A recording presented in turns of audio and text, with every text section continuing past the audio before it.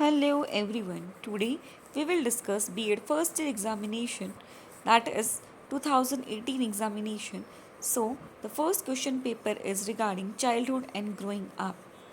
The total time involved is 3 hours and total marks is of 80 marks. So the first question, that is compulsory question, that is write a short note on following. Explain the principle of growth and development. वृद्धि और विकास के principles mean सिद्धांतों के बारे में बताएं. Next, what do you mean by individual difference. व्यक्तिगत भिन्नता क्या होती है, इसके बारे में संक्षिप्त में बताएं. Next, what do you mean by competition and cooperation. Competition mean स्पर्धा एंड कॉपरेशन मीन सहयोग. स्पर्धा और सहयोग के बारे में हमें बताएं. Next, behavioural problem of adolescent. किशोरों की व्यवहारिक समस्या के बारे में बताएं. So the unit first question is explain the role of heredity and environment in development of child.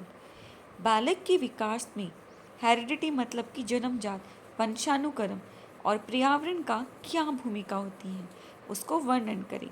Next, what do you mean by the moral development. Discuss the Kohlberg theory of moral development. Moral development mean नैतिक विकास के बारे में बताएं, और जो Kohlberg की theory थी मॉरल डेवलपमेंट के रिगार्डिंग उसको संक्षेप में बताएं. Next, discuss the Garner theory of multiple intelligence with special reference to educational implication. Gardner की जो थ्योरी है हमारी, that about regarding the multiple intelligence, उसके बारे में हमें अच्छे से बताना है कि उसको एजुकेशन में क्या इम्प्लीकेशंस हैं. Next, explain the group dynamics in detail. जो समूह गतिशीलता है उसके बारे में हमें संक्षेप में बताना है. Unit third first question is what do you mean by behaviourism. Explain the Skinner operant conditioning. व्यवहारवाद से आप क्या समझते हैं. स्किनर के क्रिया प्रस्तुत अनुकूलन सिद्धांत का वर्णन करें. Next, explain the role of teacher in teaching learning process. शिक्षक अधिगमन प्रक्रिया में अध्यापक की भूमिका पर प्रकाश डालें. Next, describe globalisation. Explain the impact of globalisation in childhood. भूमंडलीयकरण क्या है, बाल्यावस्था पर भूमंडलीयकरण का क्या प्रभाव पड़ता है. Next, discuss the issue related to the adolescent. What is the role of teacher in solving issue related to the adolescent. किशोर अवस्था से संबंधित मुद्दों का वर्णन करें. किशोरों के मुद्दों को सुलझाने में शिक्षक की भूमिका पर प्रकाश डालें. Next question, that is regarding the contemporary education in India, that was also the part of B.Ed first year. So the first question is write a short note on following. Difference between fundamental rights and the duties. मौलिक अधिकार और कर्तव्य के बारे में difference बताएं, that mean अंतर बताएं. 4 objective of national curriculum framework. National curriculum framework के 4 मूल उद्देश्य क्या हैं. नेक्स्ट, 3 लैंग्वेज फॉर्मूला, त्रिभाषा सूत्र के बारे में बताएं. नेक्स्ट, डेमोक्रेसी इन एजुकेशन, प्रजातंत्र तथा शिक्षा के बारे में हमें विस्तार से बताएं. Next, explain the policy acts and provisions related for the education. शिक्षा संबंधी नीति, धाराएं एवं प्रावधान क्या है, उसके बारे में विस्तार से बताएं. Next, what is the right to education act 2009. Explain the lights on their main features. शिक्षा का अधिकार अधिनियम 2009 क्या है, इसकी मुख्य विशेषताओं पर प्रकाश डालें. Next question is describe the national education policy that is 1986 in detail. राष्ट्रीय शिक्षा नीति 1986 के बारे में विस्तार से हमें बताएं. Next, what is the programme for action, how many segment it has. Describe each segment. कार्यान्वयन कार्यक्रम क्या है, इसके सभी खंडों को विस्तार से बताएं. Next, what is the universalisation of elementary education. Explain in detail. Primary शिक्षा का सार्वभौमिकरण क्या है, विस्तार से बताएं. Next, what do you mean by LPG. Explain its needs and importance. LPG liberalisation, privatisation, globalisation क्या है, इसकी क्यों ज़रूरत पड़ी और ये क्यों इम्पॉर्टेंट है, इसके बारे में बताएं. Next, what do you mean bye integration between education and technology. Elaborate. शिक्षा एवं नवीन तकनीकी में एकीकरण से आप क्या समझते हैं, विस्तार से बताएं. What do you mean bye new educational reform. Describe their impact on education. नए आर्थिक सुधारों से आप क्या समझते हैं. नए आर्थिक सुधारों का शिक्षा पर प्रभाव का वर्णन करें. Next question paper that is regarding the learning and teaching. So we will discuss it. First, write a short note on following.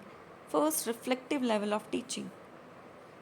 Reflective level of teaching क्या है? कैरेक्टरिस्टिक ऑफ डेमोन्स्ट्रेशन मेथड, प्रदर्शन विधि की विशेषताएं बताएं. Use of ICT in teaching learning process, ICT का शिक्षण अधिगमन प्रक्रिया में क्या उपयोग है? Next, advantages of objective type test, वस्तुनिष्ठ प्रश्न पत्रों के लाभ बताएं. Next question that is unit first question of unit first is, while explaining the nature and characteristics of teaching, also differentiate instruction and indoctrination from teaching. शिक्षण की प्रकृति एवं विशेषताओं का वर्णन करते हुए शिक्षण, अनुदेशन तथा प्रतिपादन में अंतर स्पष्ट कीजिए. Next, what do you mean by the theory of teaching? Describe formal and descriptive theory of teaching. शिक्षण सिद्धांतों से आप क्या समझते हैं? शिक्षण की औपचारिक तथा वर्णनात्मक सिद्धांतों का वर्णन करें. Next question that is part of unit second. So the first question of unit second is, write in detail about inquiry teaching models of teaching. शिक्षण की पूछताछ, शिक्षण प्रतिमान के विषय में विस्तार से बताएं. Next, what are the characteristics of good method of teaching? Discuss the merits and the demerits. एक उत्तम शिक्षण विधि की क्या विशेषताएं हैं? भाषण विधि के गुण और दोषों का विस्तार वर्णन करें. Next question, explain the concept of e-learning. Describe the characteristics and the core elements of e-learning. E-learning का सम प्रत्यय स्पष्ट कीजिए. ई-लर्निंग की विशेषता तथा मूल तत्वों का वर्णन करें. Next, what do you mean bye constructivism? While explaining the concept, describe the planning and development of learning experiences. नियमितवाद से आप क्या समझते हैं? इसका सम प्रत्यय स्पष्ट करते हुए नियोजन और विकास के अधिगमन अनुभव का वर्णन करें. Next, what do you mean bye evaluation? Explain the different type of evaluation. Evaluation means मूल्यांकन से आप क्या समझते हैं, और जो डिफरेंट टाइप ऑफ मूल्यांकन है उनके बारे में बताएं. Next, explain about the meaning, type, steps, merits and demerit of observation method. निरीक्षण विधि के अर्थ, प्रकारों, पदों, गुणों तथा अवगुणों का वर्णन करें. इन सभी क्वेश्चंस में आपने एक चीज़ देखा होगा कि ये सभी क्वेश्चंस में सबसे ज़्यादा एलैबोरेशन के बारे में बात की गई है, because these carry 16 marks, so you have to elaborate in a detail. And all the unit first, second, third, fourth questions are not compulsory. You have to attempt only one question from unit second, unit first, then unit third. You have to attempt one, and from the unit four, you have to attempt only one question. And the important part that is from the unit. Sorry, the question number 1, that is a compulsory question. You have to attempt it in detail, because that question carry 4 marks and you have to explain according to the 4 marks. Thank you so much, and for more updates please like and subscribe our channel.